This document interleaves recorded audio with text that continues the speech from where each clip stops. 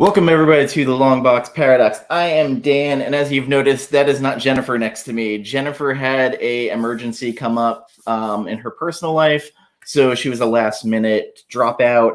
My friend Justin had actually reached out to me, who has his own YouTube channel that is focused on like Disney and Marvel and Star Wars and everything else, like kind of pop culture like that.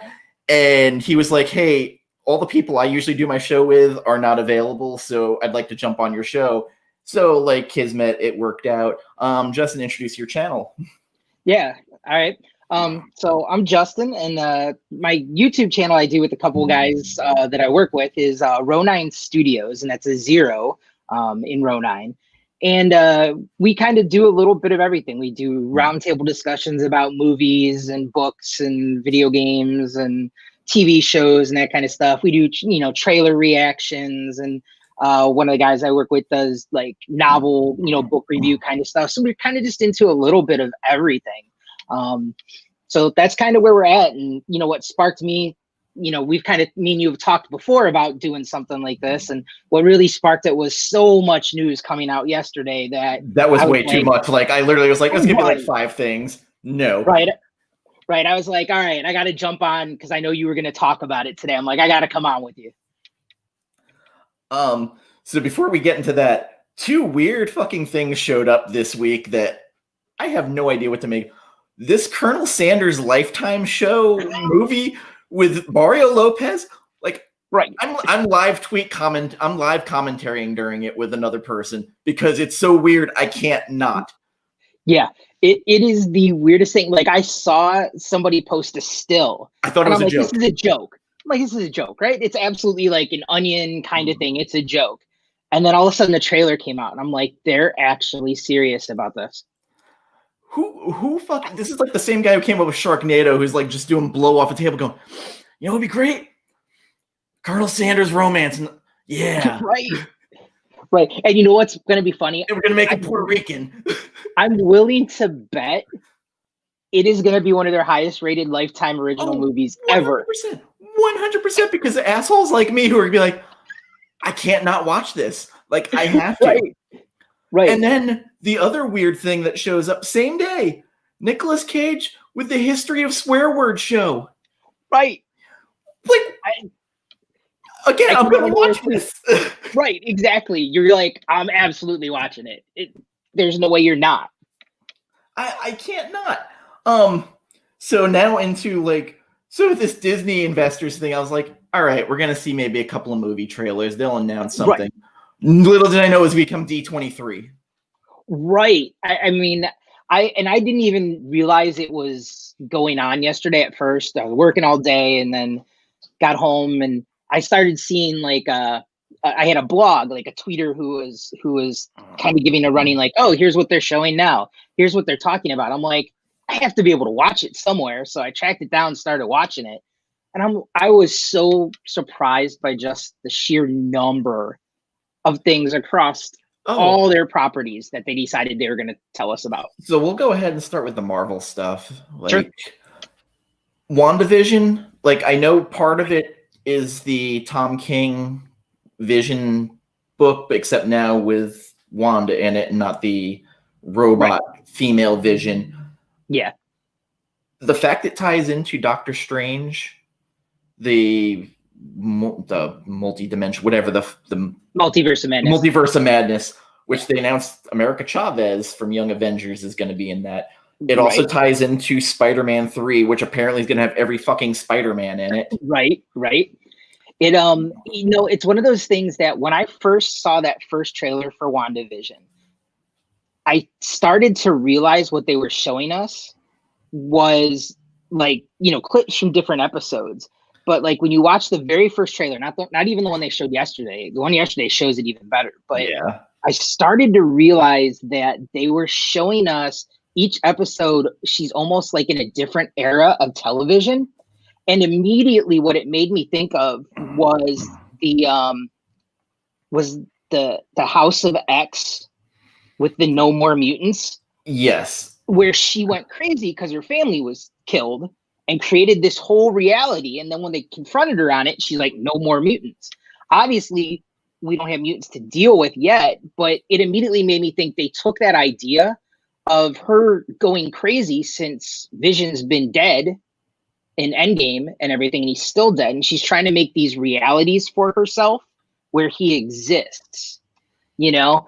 So it and when they kind of said it ties into Spider-Man, it ties into Doctor Strange, I went, they really are, she's the catalyst for this new part. Also, like, they show Vision wearing the cape and everything from the old school Avengers. So, like, the nerd in me, I'm like, all right, like, you got me. You like every bit of it. The production quality looks amazing. It does. Also, we'll get into the next one because the next one is like I'm jonesing for.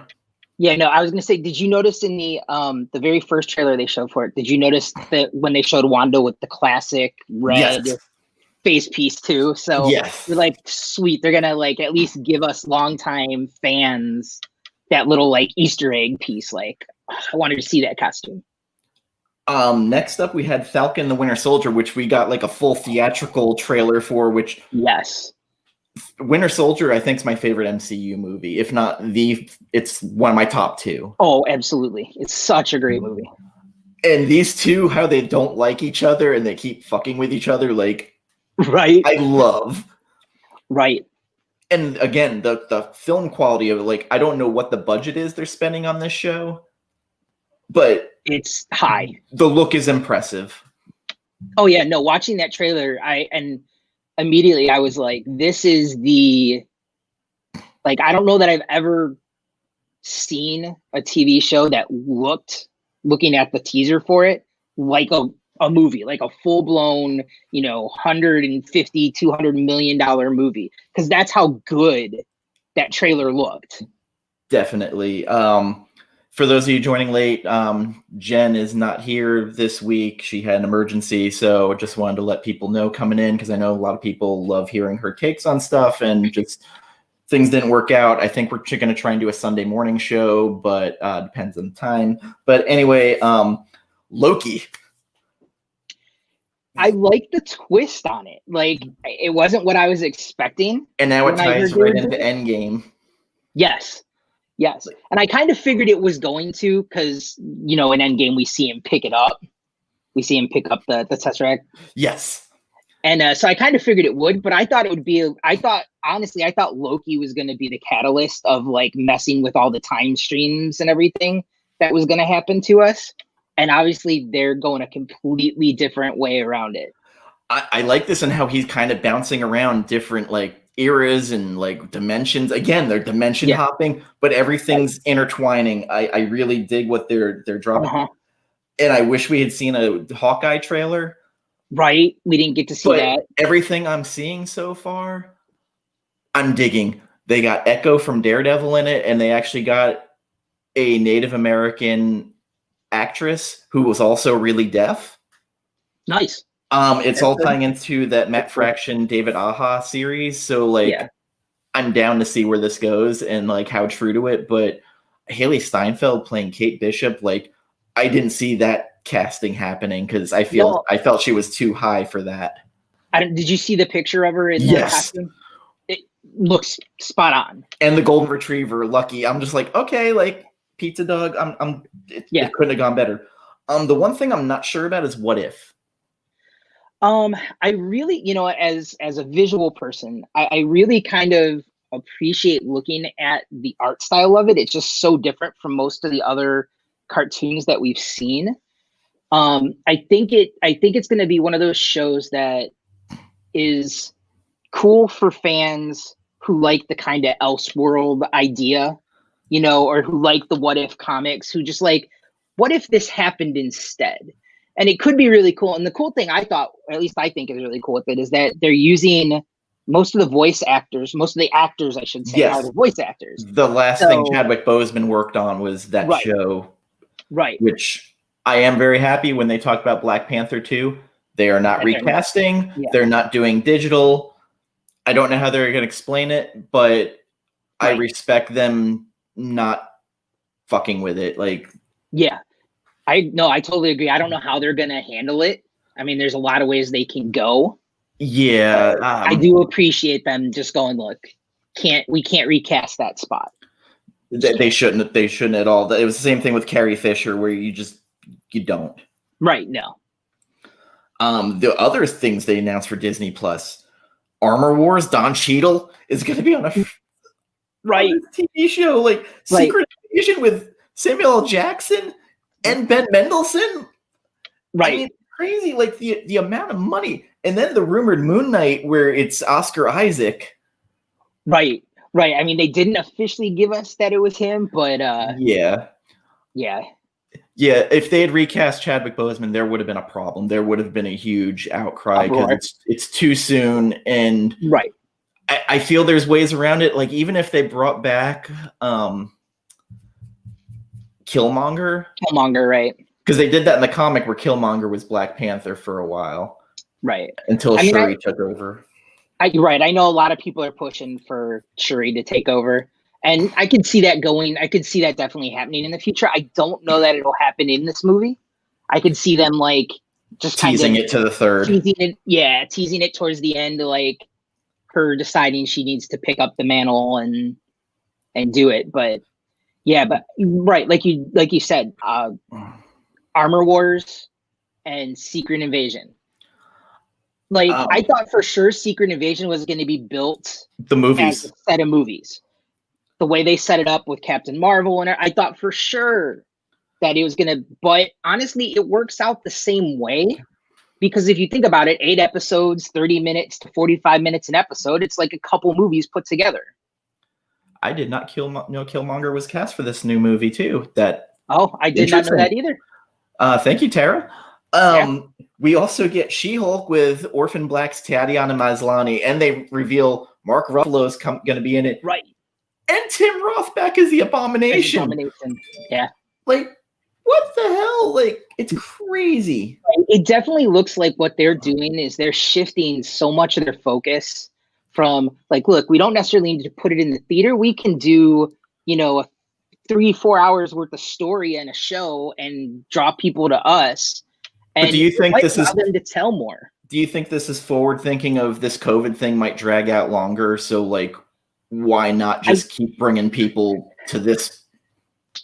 I wouldn't be surprised if part of it is, like, obviously we know things like, Cat or Winter Soldier and Falcon and Loki and stuff were planned as shows, but I wouldn't be surprised if Secret Invasion and Armor Wars at some point started as ideas that they were going to do in the movie and went, let's just shift the focus.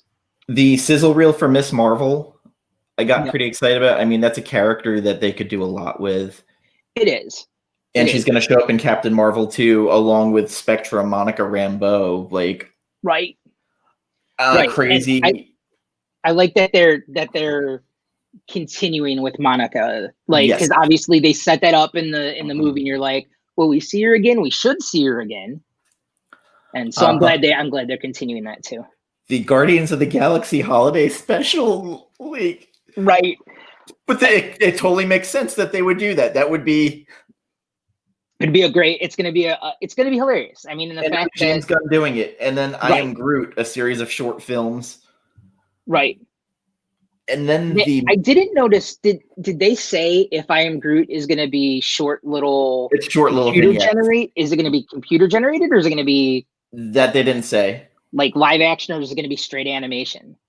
They did not say. Okay, I didn't think they said either. I was curious as to how they're going with that. Ant-Man and the Wasp: Quantumania, the third, with Kang the Conqueror. Right. Which now there's a rumor that this is going to tie into Fantastic Four, that the Fantastic Four aren't going to get their powers by cosmic rays, but it'd be from quantum. That could actually work really well. It'd be a good way to tie it in. And I just spoiled that, but they announced the Fantastic Four movie directed by the Spider-Man Homecoming director, John Watts, which I don't know if that's the director I would have picked, but interesting. And I mean, he pulled off the Spider-Man, so... He pulled off Spider-Man, yeah. It'll be interesting to see how they do Fantastic Four, because part of me feels like they did set it up already with Stark Tower being taken over by somebody and we don't know who. You For know, the but at the love same of God, don't do Doctor Doom first movie. right. I kind of hope they just tease him. Kind of hope he gets teased through different things, through different I storylines. want the mole men. I want big giant creatures. I want something dumb. Something different than we've seen in Fantastic Four before. Yeah, definitely something like different that it just like if you're gonna have Doctor Doom, I don't want this weird fucking hacker bullshit they had in the last one. Like, how hard is it to put a dude in a fucking suit of armor? Right. And if they're smart and they've proven, Feig has proven they are, you could tie it into Age of Ultron even. You know, he could be part of the Accords. I can't think of the Sokovia Accords. The Sokovia Accords. He could have been behind part of that. Like, he could have been around all along, and you could make him the ruler of Latveria, and just we haven't seen him yet. So hopefully they actually do it the right way. We also like the Disney animation Pixar Raya and the Last Dragon Baymax series. Right. You know what? I didn't expect, like, obviously I've known Raya has been on the way, and it looks cool to me. Especially, you know, obviously my wife, myself, my daughter like watching that kind of stuff. Baymax I wasn't expecting, but my daughter loves the show on Disney Channel. And I know they just actually opened up a Baymax ride in Tokyo, Japan, in Tokyo Disney, and he's huge over there. So I'm not surprised that they decided to keep with that property. Tiana, based on The Princess and the Frog. Right. The long form musical comedy series for Moana, and Kanto, movie set in Colombia with music written by Lin-Manuel Miranda. Right. That one they haven't really told us a whole lot about, which is interesting. The Cars series, the Buzz Lightyear with the voice by Chris Evans. Right. And you know what? Like, that movie was one that honestly I was done with. I don't need another Toy Story related property. But as he was explaining that it's like the story that Buzz is supposed to be created from. It's not like how Buzz was created, but it's the like story that his action figure was about. Based on. Like, I went, that's kind of the movie that for Toy Story that I want to see that I never knew I wanted to see. Also, like, out of left field, they're like, oh, by the way, the guy who did Fargo and Legion's putting out an Alien TV series on FX. Right. And Marvel just happened to announce they're doing the Alien comic series now with Salvador LaRocca doing art. Which I like Salvador. Oh yeah, he's underrated, like criminally underrated. Mm-hmm. You know what? It's funny that like some of my favorite Salvador LaRocca art is Extreme X-Men from back in the early 2000s. I still like that. It was, but there was something about the energy in it because he was so raw still at the time that it still like draws my attention when I look at it. His Darth Vader book he did with Kieran Gillen was like amazing. Oh yeah. Getting into Star Wars now. Do we drop off the two Mandalorian spin-offs, Rangers of the New Republic and Ahsoka, which Dave Filoni finally wins. Yep. He finally does. And both of them, I like the little part they snuck in there that it seems to be that they're both going to come to a big conclusion at the end. So my guess is some kind of joint, movie piece at the, hour and a half long episode, something that combines their two stories together. But, if for people who have been watching, obviously they already set up that idea of the Rangers when they gave Cara Dune the medal. The Alien on FX that came out of nowhere. Nobody knew shit about that. Yes. Like, it wasn't even hinted at. No. Yeah, they dropped a few things with FX like that, where they were just like, oh yeah, and we're going to do this, and this. Like, they decided they're going to bring Always Sunny in Philadelphia back for 4 more years. Yeah. Out of nowhere. Just, okay, 4 more years. Great. Star Wars The Bad Batch animated series about the Bad Batch of clones.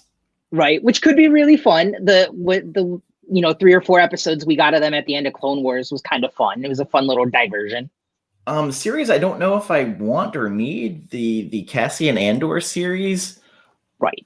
I like Rogue One like a lot. Like it's one of my favorite Star Wars movies, but I don't know if I need more of that story unless it's going to be all the dirty shit he did that he kind of refers to. Then maybe. Right. It's one of those that I still don't understand why they were like, oh yeah, this is the second Star Wars live action show we're doing is Andor. Absolutely. Like, they announced it way back when they were doing Mandalorian. We knew they were doing Andor. And it was like, nobody that I know of was like, absolutely, that's the character I need to see. Which could be good though, because we have no preconceived notion of the character. Like, No, not really, at all. other than that one, other than one movie, it's not like he's not Luke, where everybody has this thought of who Luke is to them. It's Andor. So let's see what happens. The Acolyte, a new Star Wars series helmed by Russian doll creator, set in the High Republic era. Right. Know nothing about it, but I'm curious. We'll see. The only two things I've seen about it, it's female led. I do know that. And then I saw an interesting thing today where they mentioned that time-wise, it could line up with Darth Plagueis at that point in time. And we could see him brought into play finally into the cinematic. A young Palpatine. Yes. So they were, it was just an article I read where they're like, time-wise, where this should be, we could... The biggest news was Hayden Christensen returning as Darth Vader in Obi-Wan Kenobi. Now that Kenobi series, I was excited, especially they explained that it was going to be like a Western, although Mandalorian kind of took that vibe already from us. Right. And the fact they're going to throw down again. Right. You know what? I'm excited. I'm excited. When they announced, I was already excited to see Obi-Wan. And once they decided that and told us yesterday that Vader's back, like I'm absolutely ran from this series for so long afterward. Yeah, it's curious, but also like the last time we saw Vader, like real saw Vader, was Rogue One, that tearing through the ship, and I was like, it can't get better than that. No, and and the thing is, he's actually a really good actor. If you've seen him in other stuff, it's just. For whatever reason, though, I mean, I'll say whatever reason. We won't talk about script or writing in those movies that I think really caused a lot of people to not like his acting. But he's actually a good actor. So, a droid story feature a new hero alongside R2 and C-3PO. It's for the kids. It's 100% for the kids. That's the way I was thinking about it too. Now, this Lando series, I didn't see what era of Lando it's taking place in. I don't know that they really said. So if it's Donald Glover coming back as him again, a writer that I had on my show who writes one of my favorite horror books, Philadelphia, Ronnie Barnes, he wrote a Lando miniseries that apparently everybody hated. I really enjoyed. He got the voice of that younger Lando, and I'd love to see him get a crack at, although there is a whole online movement for him to do Blade, which I'd also love to see. But Tara in the chat is one of the big proponents of that. Is she? Yes. Yeah. One of the interesting idea I thought when they talked about Lando was it would be really cool if it actually had Billy D. Like it was actually Billy D. sitting down talking to the girl from the last yes. From Skywalker. That might be his daughter. Yeah, the one that might be his daughter. And in the show could really be about him telling her these stories of his exploits. And you could have Billy D in the episodes, like starting them off. And then it goes to Donald Glover in the bulk of the show. And you have both people in it that way. So basically it becomes... Young Indiana Jones Chronicles, kind of. I was almost going to say... the Carrie Elwes. Why am I forgetting the name of that movie? Princess Bride. Princess Bride, yeah. Kind of that idea. But telling her the bedtime story. Right. But with Lando, it just almost would seem to work. Like, because you could just imagine, Lando being like, oh yeah, this one time I was with Han, and you could see it. If they don't do this, that's a horrible idea. Like, if they're gonna throw money at it, because I would watch just to see them the difference between them on the screen at different Right. times. It could be so cool if they did that, but so we don't know what era it is in yet, so we'll see. I'm curious to see it because like I would just love to see, because I know Donald Glover like was studying Billy D's movements and stuff and like how he acted. Yeah, I've heard that before about him. Harrison Ford, they brought in handcuffs when I was there for Cowboys and Aliens at San Diego, so that was the big joke. Nice. I'm down for that. Also, one I'm kind of excited about, the Star Wars Visions, an anime anthology. Yeah, you could do so much with that. It could be so cool, and I don't know. It'll be curious to see it. Like, are they going to consider those visions canon, or are they just going to let the anime creators go wild and make whatever they want to make? So that's what that series was for Dark Horse, where they just let people randomly come in and just tell these weird stories that weren't canon, just flights of fancy. Yeah. Either way, it'll be fun. And then the 2-movie, Patty Jenkins from Wonder Woman comes in to do Rogue Squadron. Right. Big screen movie. And I'll be interested. Like, it could turn out, it could be another one of those, like, basically war movie in space. And I don't know if you saw the tweet she put out with the video of her. Yes. Talking about it and talking about how her dad was a fighter pilot and everything. So I feel like it's in good hands. Like, I feel like she probably has had a story that she's wanted to tell about fighter pilots for a long time. And also Taika Waititi, What We Do in the Shadows, and Thor getting his Star Wars movie, which hasn't been given the name, but I heard Journey Smollett, who played Black Canary in Birds of Prey and also in Lovecraft Country, is going to be one of the main actresses in it. Okay. So that has me.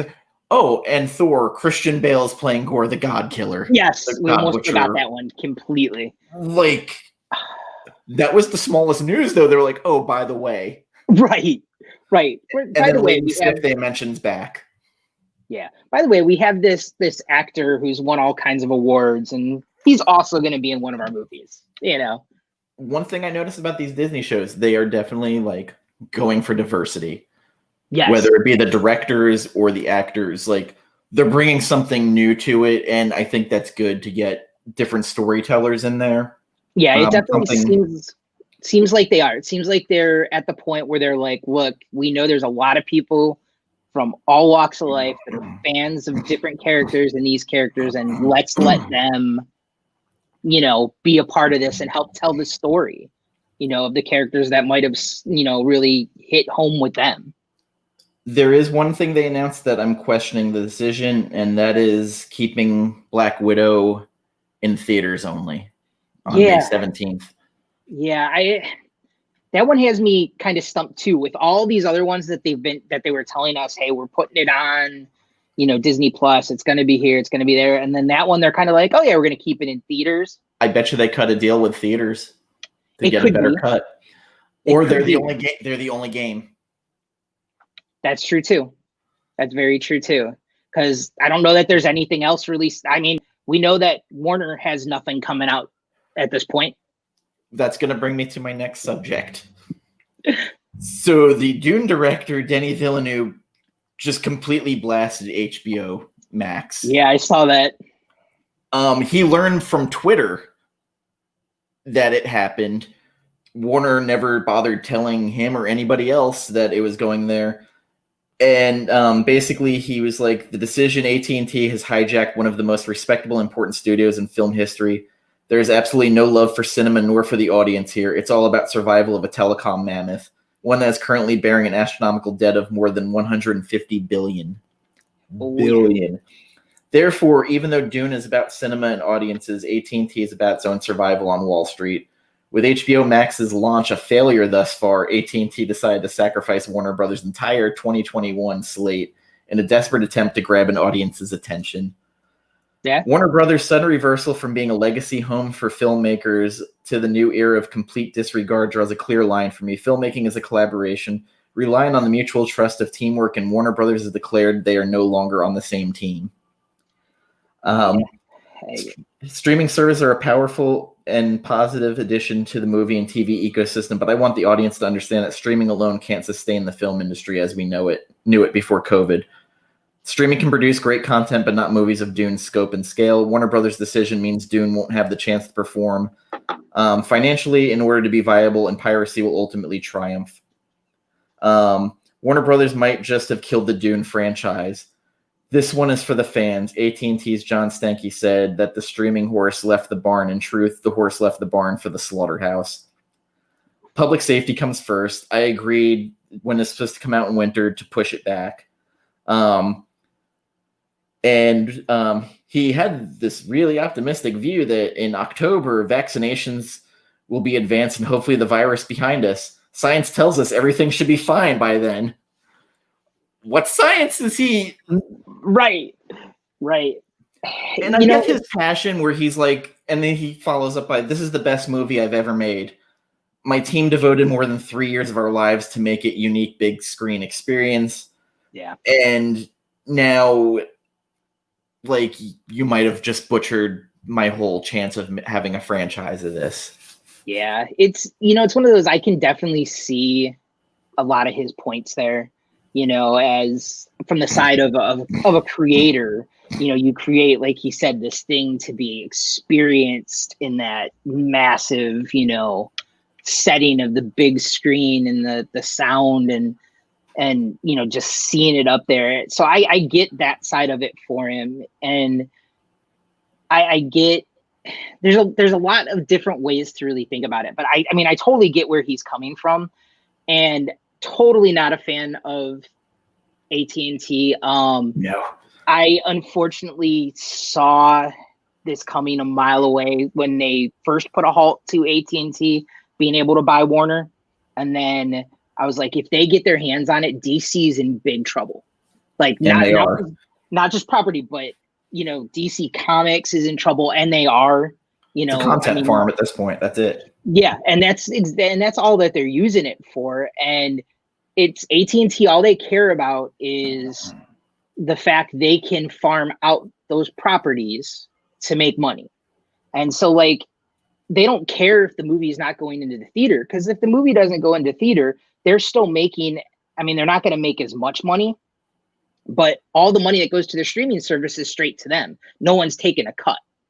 So AT&T is looking at it in that way, which is a little bit what Disney was doing. But Disney, like with Mulan, did the whole $30 premium first day buy-in. And I was actually trying to figure that out. And I know, like, the first weekend they did like 30 some million. I haven't been able to find they hid the numbers. Yeah, so it's hard to say if that worked for them. I think there's a sweet spot if they do that at like $20. But the thing like he said, the Pirates are going to win. Absolutely, the Pirates are going to win in this case, because if you're putting it on HBO Max day one,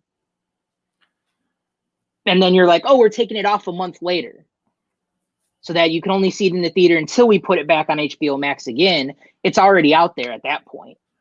Now if I were them, I would have done kind of what Disney did, but lower the price to maybe $15, $20, and you don't get 24 hours. When you start that movie, you get 15 minutes more if you have to pause and go to the bathroom, and that is it. Yeah. Once it's gone, it's gone.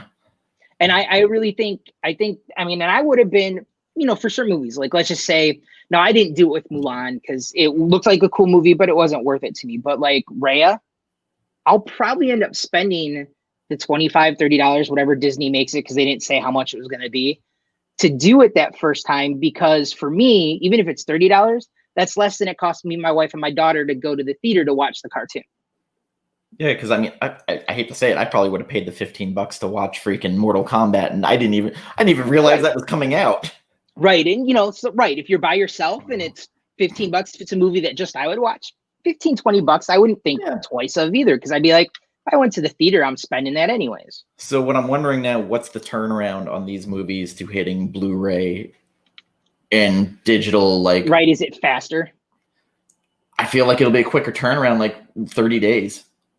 Yeah, because if they got to recoup the money. Right, because HBO was saying, hey, 1 month and we're taking it off of streaming again, is what they said. So Yeah. I don't know, what does that mean? Does that mean then they go, hey, month 2 through 5, if you want to see it, you got to go buy the DVD? I don't know. I don't know what their plan is. They didn't go that No, far. they didn't. And now Christopher Nolan, uh, James Gunn, and Villeneuve are going to the DGA asking them to sue. Yeah. Well, and that's the other thing. Like, right. What were the contracts like that they signed with them as a Because now royalties are involved. Right. Right. And you can be sure that it wasn't necessarily in the contract the way it should be. So it's going to be interesting to see where that fight goes. And as for Dune itself, looks really good. Obviously, It's for the fans. It really, there's no way the casual person's going to be like, that's something I got to see. Right. And that's the one thing with Dune. And now I haven't actually watched the original movie since I was in high school. It's been a long time. But I was talking to somebody the other day about it, and I'm like, it looks really good and everything. And they're like, it's going to be, it's going to make $1 billion and it's going to be the next huge franchise. And I went, as much as as at my age of 40, 41 now, we're like, oh yeah, definitely want to see it. I can tell you the 18 and under crowd, you're going to have to do something special in it to wow them, because Timothy Chalamet will get the girls in. I know that. Like they have no connection to the property whatsoever. I figured that if it broke even, that would be an achievement. Mm-hmm. Unfortunately, I could see it going the way of Alita Battle Angel, where fucking beautiful movie, and the more I watch it, the more I appreciate it. Marketing fucking dog shit. Yeah, it didn't do well at the box office at all. It didn't even break even. Unfortunate, because they set it for a sequel, and I was down for a sequel because, James Cameron was going to come back in 10 years with new technology. Maybe 10 years. Maybe 10 years. Is Avatar 2 now in 10 years, 12 years now? At least 10 years. Yeah, like I remember that was going to be a trilogy, and it's like, is it? Right. Well, and then it was, hey, we're gonna make 5 movies in the series, dude. You still haven't made movie number 2 yet. Yeah, everybody's gonna be real old. They're gonna have to de-age that by the time it comes. Like Sigourney Weaver's on a clock, bro. Right. Right. So that is the entertainment segment of our show, which we went real heavy on. So what are you reading right now? What titles are you? Man, I'm kind of all over the place right now. Been reading Plunge. Trophy, but I like it. I still I'm at this point where I still have that constant stack of comics sitting there. So still have 2 issues left of it to read, but I've been enjoying that. I've been reading a lot of the X-Men stuff just because I'm a big X-Men guy. I always have been. Let's see what else. The Resistance by JMS from AWA. Oh, I haven't read that. It is the weirdest. Like, you kind of go, dude, he totally just predicted the future. Like because it was supposed to come out right before COVID hit. Okay. And obviously it hit, things got delayed, comic shops got closed. We couldn't get in to get comics a lot of places, right? So it got delayed. And then when you're finally able to get it, literally the first half of the first book is all about this virus that has killed 3/4 of the Earth's population, and they don't know where it came from or how to stop it. There's no cure for it. And people are living in like bubbles, sequestered from each other. You're like, you just told us COVID. I might have to pick this up because I haven't. Yeah, it's. I don't know how much of JMS you read in the past, but Rising Stars, his Spider-Man run, a good. If you like JMS, you'll like it. It's been a well told story. So, and it's kind of interesting because it's setting up this new universe that this AWA Comics is. So, just something a little different and out there. So I've been kind of all over the place with stuff, various, like I tried a couple issues of Wind just because I wanted to see what it was. It was kind of cool. It was different, but it wasn't something that I was like, all right, I'm definitely going to keep reading everything. It being a Still waiting DreamWorks on, movie. yeah, right. Still waiting on Saga to come back. Forever. And it might be another year, like Right. the way it's going.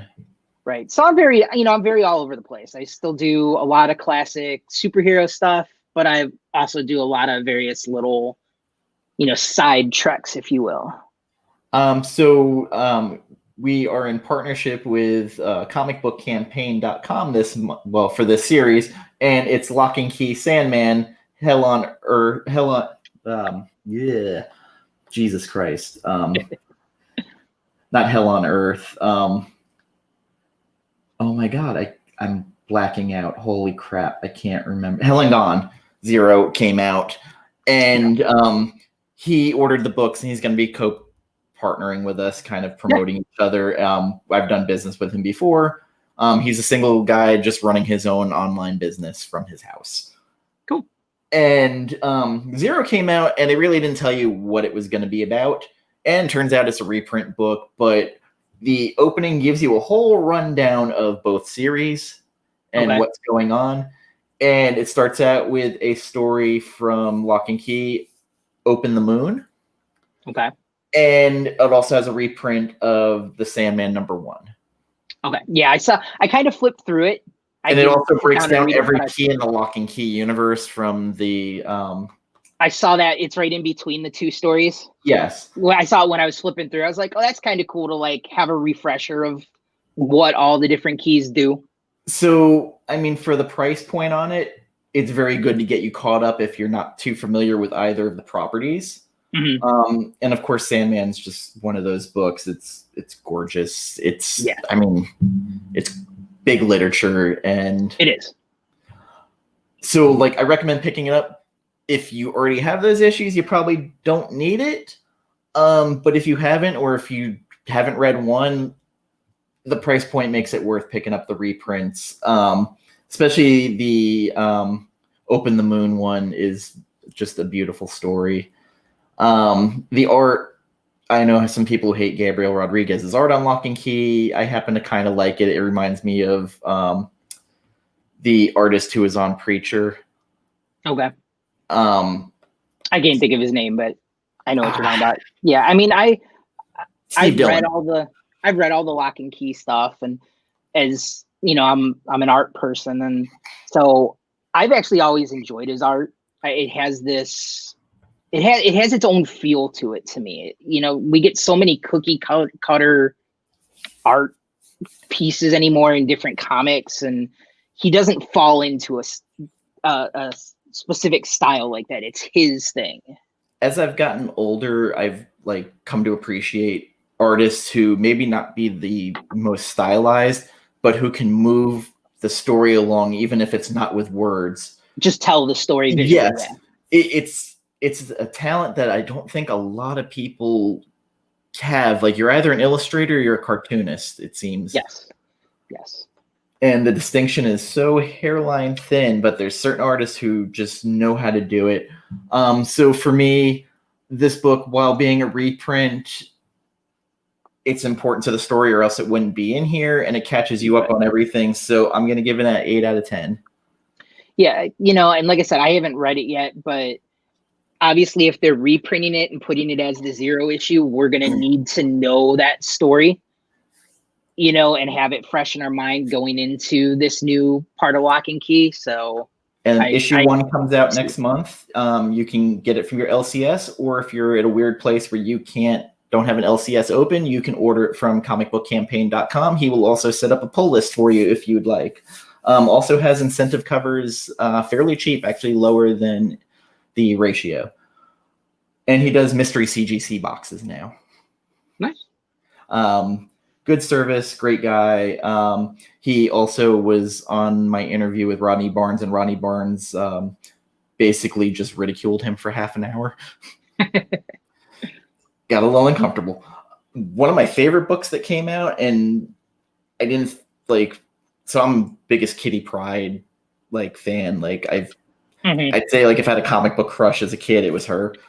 So this Marauders that came out, it's my favorite issue of this week that came out. Yeah. Like it's like just pounding on Sebastian Shaw, like a face you want to have get hit.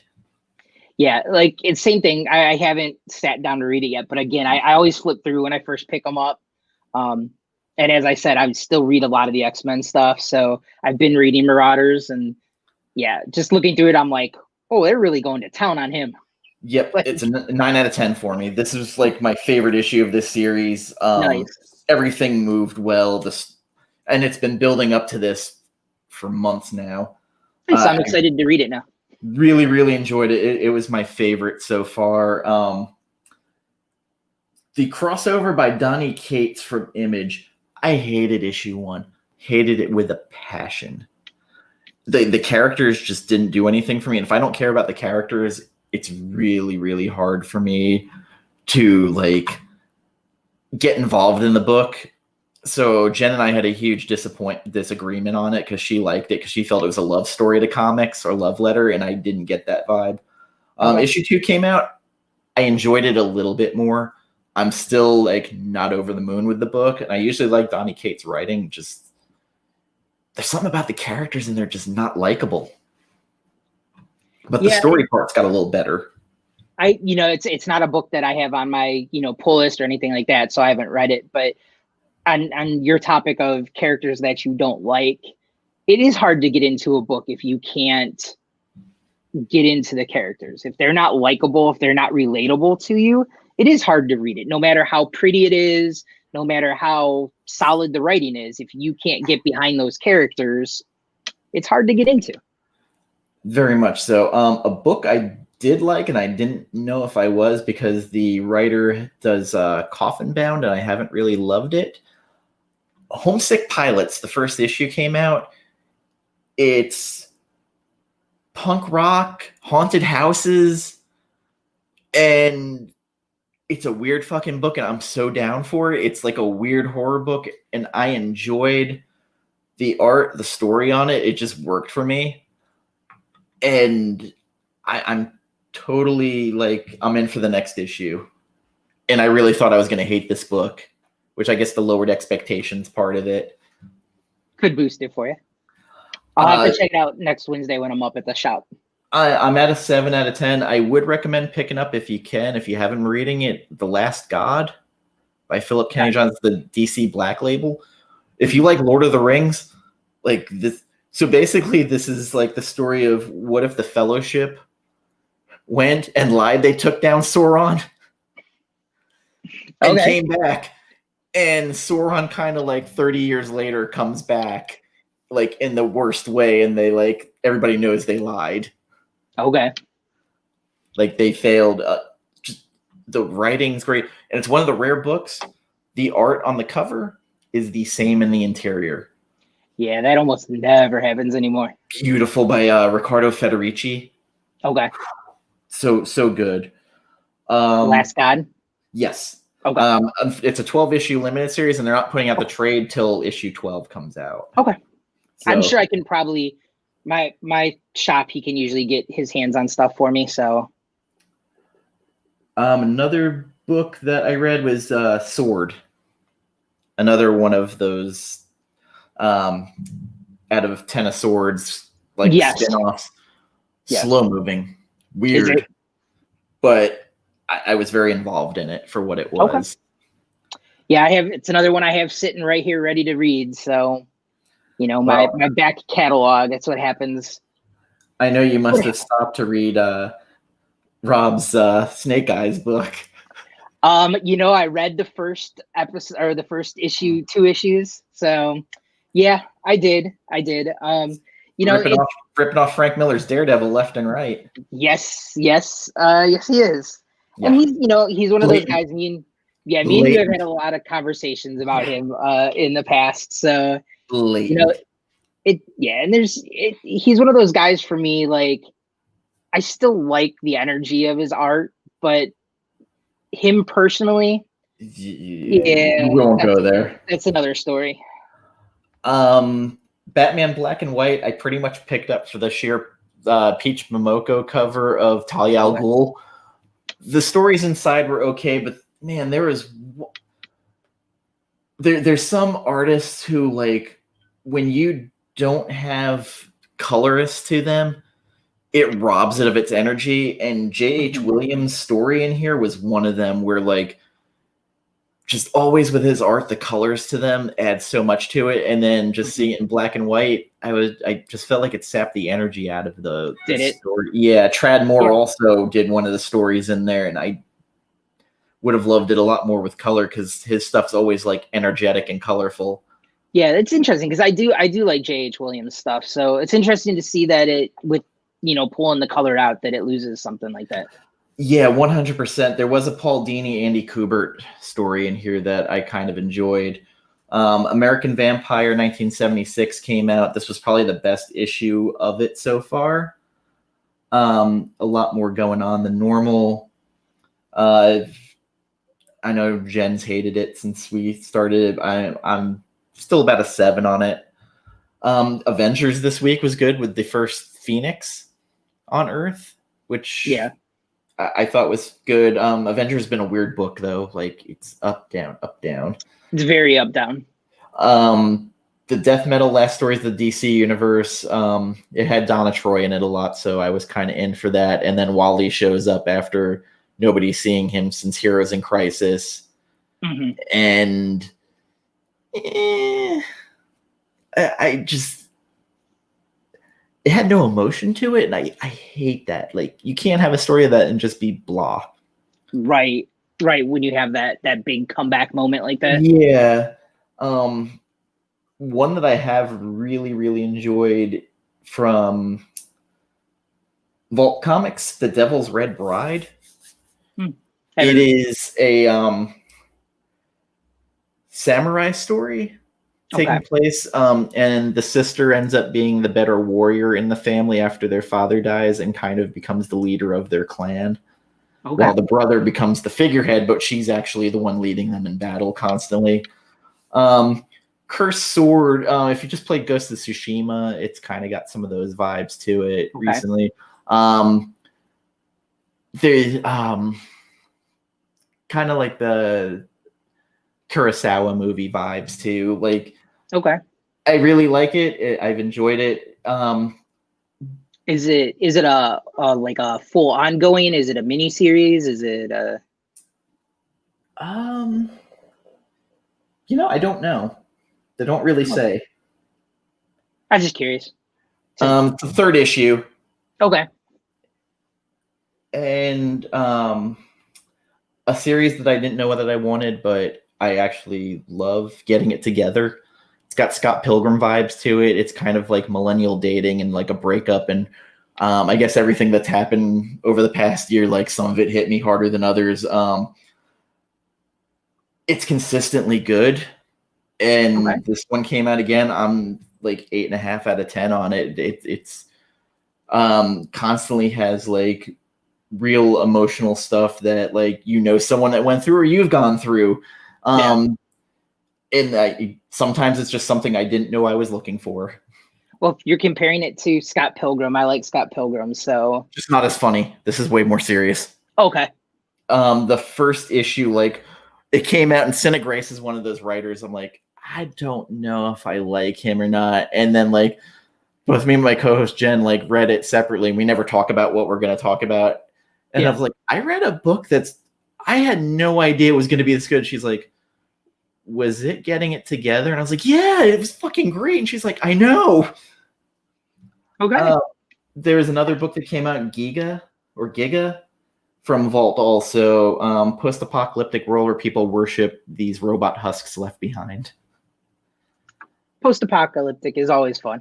Yeah, the first issue was kind of fun. This one was like glum as hell. Like, it was gloomy. It kind of actually, like, maybe I wasn't in the mood to read it, but I was like, 6 out of 10. Like, it's still good. It just was dark. It was real dark and just very depressing. You weren't feeling it as much as you felt the first issue. Pretty much. That is pretty much all I've got. Like, I did not get through a lot of my pile this week. So we're at 55 minutes, so I guess I'll start wrapping it up. Thank you for everybody who joined us in the chat. Sorry if you came here for Jen. She will be broadcasting as always on Sunday morning on her channel.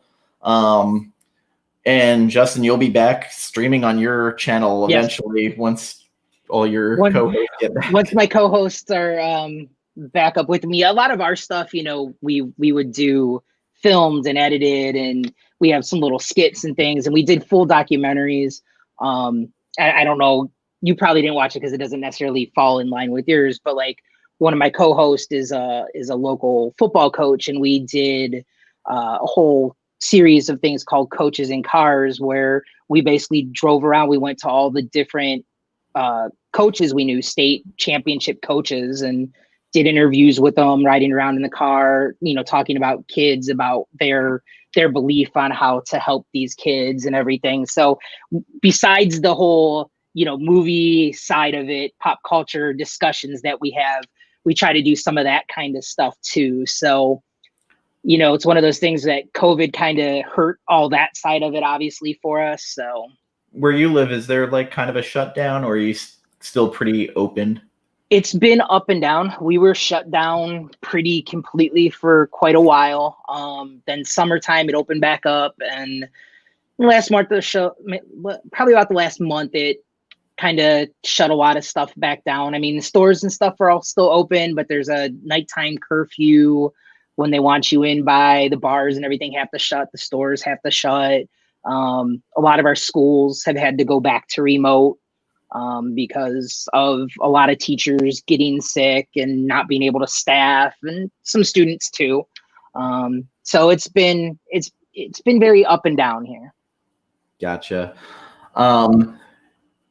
I know, I think it's next week. You could probably find me live broadcasting the fucking Colonel Sanders short. Like, I have to. Like, I owe it to everybody and myself to like comment on this piece of work that's coming out. I'm telling you, it's going to be their highest rated movie ever. 100%, because assholes like me. Also, I think we might end up doing a Christmas Eve show. I don't know. It'll end up being like Thanksgiving, where we got drunk and gave away shit. I don't know yet. Like, it went 2 hours and 40 minutes of like just nonsense talking about who our thirst traps were. Like, it got ridiculous. It really was.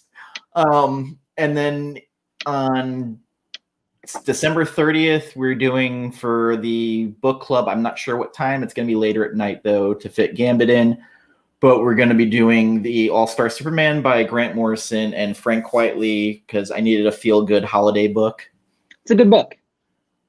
It is. It really is. And it's just weird and wholesome. Yeah. Hi, Santa. You say sweet things to me, and then you come in with that. Like, I still love you. That's fine. It's fine. It's all fine. So I got to get ready for work. Thank you for joining me and actually accidentally filling in, not knowing that Jen wasn't going to be here. That's all right. Thank you for having me. Oh, no problem. And look forward to messaging whatever weird shit shows up this week about film, because it's always like the weird time of evening going, hey, did you see this? What is going on? Right. And I'm sure we'll have and I'm sure we'll have some discussion with the KFC movie, like you said. Well, Wonder Woman 25th. This is true. Did you see Patty Jenkins today said she doesn't feel as confident about it anymore? That's weird. It was out of nowhere. I just probably about 3:00 today, I saw this little article where she's like, I felt like we had this really good story and everything. She's like, but I don't know anymore. Well, LA shut down too. Like, I didn't know if she meant just about the opening she didn't feel good about, because remember, she wanted it in the theater. Like, she pushed to have it pushed back. Right. And part of me was like, I hope she just means the idea of it being on. Thank you. I hope that she just means that part of it being on HBO Max, but maybe I don't know. That's weird, because I haven't seen anybody since Fantastic Four where that director was like, "Oh, half of that movie's not the one I originally wrote." Right. Well, that's later. Oh, yeah. Yeah. I try to just stay away from that because all the stands for him come out. Yeah, I hear you. Yeah, So thank you everybody for coming in. Like, comment, share, subscribe if you like it. And keep up with us on Twitter, Instagram, wherever you may find trash going on. So take care, everybody. So long, farewell, goodbye.